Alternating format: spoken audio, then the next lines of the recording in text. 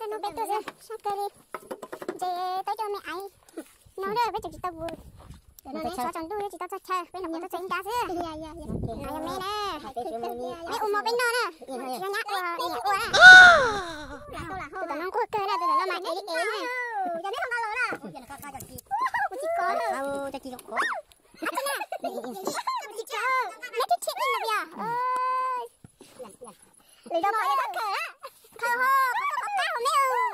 chỉ tao lăng ơi, nói vậy về, trong chỗ xe nó hở với tuổi, trong hai trong sắp ta đấy, ta chỉ cho cái số trong lo số nó bay, còn trong số sang được nó,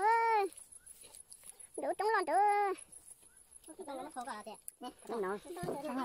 bây giờ khó tu vậy không đâu để nó, còn giờ này chứ, chưa đâu, chưa về nó, chưa đâu. Đi đi chưa chưa tao mày chưa chừng cha chưa ban chủ yêu là mấy biết là mình chơi tao mày tao tiền chơi cho nó gì nữa